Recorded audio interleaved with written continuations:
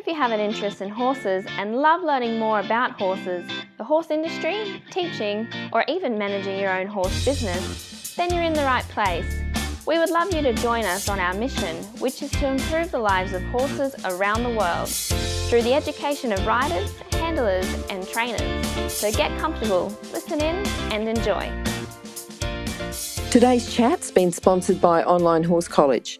Online Horse College has a pathway of courses from foundation level through to becoming a professional groom, stable manager, instructor or business owner with many specialties in your area of horse interest.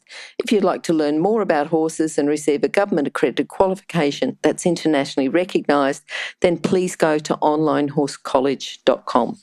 Now, today's guest is a repeat guest, Carolyn Earl. Carolyn came on number 066. She was one of our early people, and she's come back to talk to us today about 10 strategies for training successfully. Carolyn's very well qualified to talk about this topic, but we're going to ask her why she chose it in a second and go from there. How are you, Carolyn? Very good, thank you, Glenys. Very good, very good. Now, Carolyn, you're a coach and, people can read a little bit more about you, but why did you choose this particular subject? Is there a need out there for knowing these strategies? I would say definitely. In Australia in particular, people generally have in the past learned a training system and they tend to go on and on. And if you go to a practice arena somewhere, it doesn't matter whether it's a jumping arena or a dressage arena or any other discipline, really. Some people actually just ride round and round and round and are actually, I think, punishing their horse by doing so. Okay. So with this strategies that you're going to give us now, it's going to be a better combination then, better for the horse, but a better combination with the horse and the rider. Is that right? That's right, yes. Yeah. And I actually, I like doing quite a bit of writing here at home, and particularly after giving a lesson, and had one young girl who obviously needed something to hang her hat on. Yep. A 17-year-old, so I thought I'll put it all down on paper for her, and then I thought, well, that's a good topic to share on your site. Mm. Good. All right, so the first one we've got is planning your ride. Yes, so the first thing people need to look at when they plan their ride, whether it's a competition ride or a training ride, but this is mainly directed at training, is what are you trying to achieve in that ride? And technically they need to look at what the horse's conformation is to work out what they need to do next, and also the things yet to be achieved. Mm-hmm. Sometimes we find, like I was over in Europe a year or so ago looking at the Spanish riding, and I was surprised that the riders there were doing mainly test moves and nothing sort of more adventurous than that, but seemingly. That was only one group that I saw that. Mm-hmm, mm-hmm. So when people are planning their ride, would they have something like a long-term goal, short-term goal, goals for the particular session? Oh, definitely, yes, because the long-term goal would set up the little sub-goals that you have to do each time you hop on the horse, plus the feedback you've got from the previous ride. Yep. Mm. All right, and then the exercises, because I know you're coming from a jumping background, but a strong dressage background too. So what have you got as far as exercises? Well, I've accumulated over the years a huge list of exercises. As a jumping rider, in the era that I was in, we used a lot of exercises to improve the horse's technique and balance. And then as I joined the dressage world later in life, I sort of applied that approach to my training and the training of any horse that comes into contact with me. So I'd actually look at the horse and think, what exercise would assist either the horse or the rider to understand, get the feel for what we're trying to do. All right. So exercises like a circle with two jumps. Are we looking at the amount of strides? We've got the jumps opposite each other. We're looking at the amount of strides between A and B, and then the amount of strides between B and A. What sort of things are we trying to achieve there? Yes, and actually this young girl that I was talking about, I said to her, I'd like you to do inside the circle, do a preparation circle, pick up, canter, jump the first jump the second jump, and then complete, and go back in and make a downward transition and analyse what happened. Okay. And she went round and round and round a couple of times. And I went, no, that's not what we planned. Yes. Yeah. Okay, because that brings us to the next one, which is only to execute 2 to 3 times. Horses don't learn by going round and round and round and round and round and round and round, as you said when you first started off. Yes, and if the horse actually gets quite bored and tends to go into a bit of autopilot type thing, I learned that particular thing from my very first horse, Gay Scott, who was the Australian show jumping champion at one point. He was an Anglo-Arab, and I found that particular breeding get bored quite easily. So if they do it the first time well, that's okay. They do it the second time correctly. If you ask them the third time, they say, well, why are we going this again? Yep. Didn't I do it right the first time? Yep. Yes. And then if it wasn't as good as you'd aimed for, maybe you do another exercise that's easier in between and then pop back to it.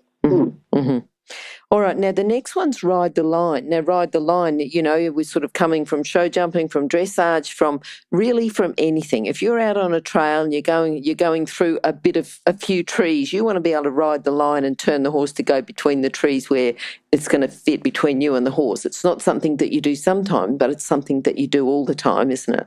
Well, one lady who's been with me for 20 years or so, she came and she was a trail rider at the time, and she couldn't actually turn. And I said, "Ooh, okay.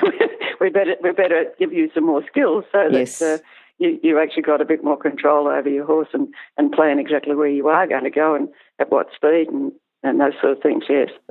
Okay. So as we're riding our line, keeping the horse balanced, that just sort of comes within that same area, doesn't it? Yes, and it's a sign in the dressage arena, people actually know where the patterns sit. Yes. But you ask somebody in the jumping arena to ride a 30-metre circle, they don't know where it is.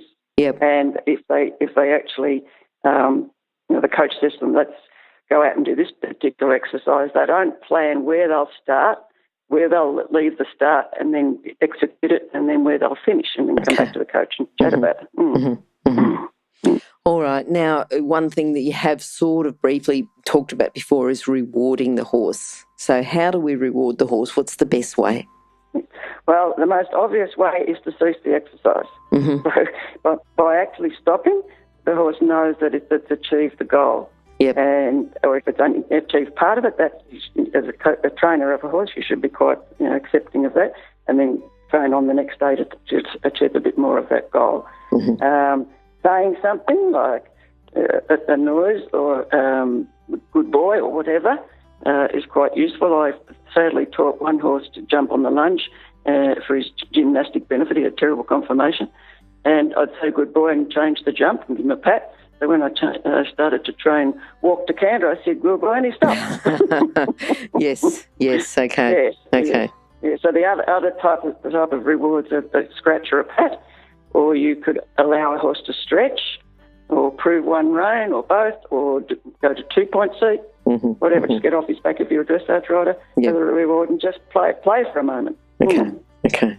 All right, and just thinking, ongoing training, that good boy, you can sort of use it so the horses knows they're on the right track, but then give them the actual reward a little bit later so that, if you're training a horse to go over a single jump and you want them to do a couple, you still want them to know they're on the right track, but saying that you can reward later, is that right? You say good boy, they know they're on the right track, but then reward. Yes, I mean, all rewards need to come within the moment as the corrections, so... but you can do that in the middle by just touching the horse for a brief second with the weather. Yes, they still know. It's not a big drama. Yep. All right, then reading the horse, because this is a really big one about reading the horse. It takes a long time to be able to read the horse. What can we say there, and how can we encourage people to read the horse? Yes, so in the olden days, back in history in Australia, most people could read a horse's actions and reactions quite well. A lot of the people now didn't grow up with a cat or a dog, so it's a little bit harder for them to understand how animals work. But when you're looking at what the horse's reactions are to your training, you need to say, well, is it relaxed, in which case it's able to learn? Is it lowering its head, licking its lips, anything that's taking a breath, having a snort, those sort of actions? Or, in reverse, is it resisting what you're asking?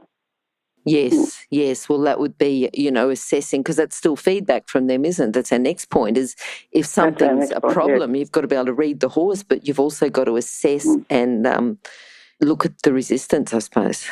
That's right. And what type of resistance is it? Are you using too much seed and the horse is not strong enough in the back? Are you using too much rein? Whatever. Yep. Uh-huh. And sort of then say, well, pause and say, is something a problem? And how am I going to fix it? Okay. Does that bring us on to point number 8 then, is checking the training scale? Yes, and I mean, this is coming from our coaching systems point of view. The German training scale has been accepted by our coaching system. It talks about rhythm, contact, suppleness, impulsion, straightness and collection.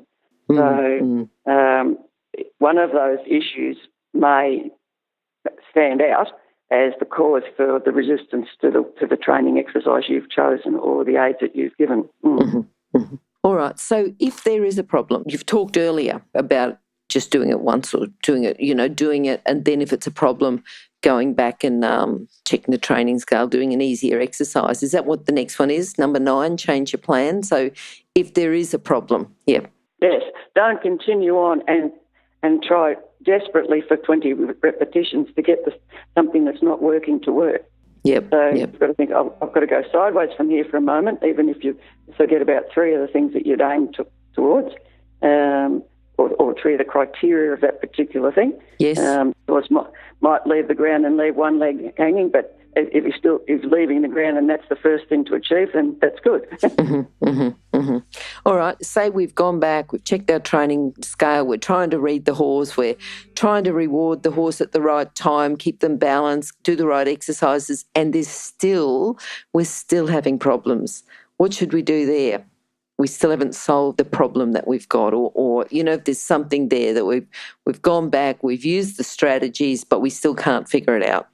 Well, this is where experience comes in, and that's what the coaching system's been designed to do, to put people of experience within the system. So you ask your coach, because they will have some idea, and in Europe, most people don't ride without eyes on the ground, whether it's their family or the coach or another trainer, a group of other riders. Whereas in Australia, we ride a lot by ourselves. Yes. I think that was good, Carolyn. I think a short one and a good one. I think it's a bit shorter than what we normally do, but there's plenty of learning in that. And I think if people are a bit disappointed that it's a bit short, go back and listen to it again and again and again, because there's lots of learning there. And what you missed the first time, I'm sure you're going to pick up the second, third and fourth time. So thank you again for your time. Now, if people would like to contact you about this, Carolyn, what's the best way? It's going to be on horsechats.com/Carolyn Earl 2. But if they'd like to get that direct from you, what way will they do it? All right, so my mobile is 0409 985 262, and they could send a text, and that would definitely get me. Yep. Or the email is nfanut, so Miss Earl, nfanut, ISSEARL, @optusnet.com.au. Located in the middle of Victoria if they want to make a visit. Okay, no worries at all. And I think even if you're not located in the middle of Victoria, give Carolyn a ring and just see, she might even be in your area sometime soon. So give her a call and see what you can work out. Thanks, Carolyn. Thanks for your time. Thanks for coming on. Very and good. Hopefully we'll see you a little bit sooner. 066, and I think we're approaching 500. So, a little bit more often would be great. I'm sure you've got lots of advice for people and lots of other strategies up your sleeve. Yes, thank you. Thanks. Good to talk, Glenys. Good to talk to you. Now, if you're still there, you probably know that I'm absolutely passionate about education within the horse industry. That's why I host this podcast. My other venture is Online Horse College. Have a look now at onlinehorsecollege.com and I'll see you over there. Remember that our comments and instructions are general in nature and do not take into consideration your individual horses or your individual ability and circumstances. If you enjoyed this podcast, then please leave your comment below.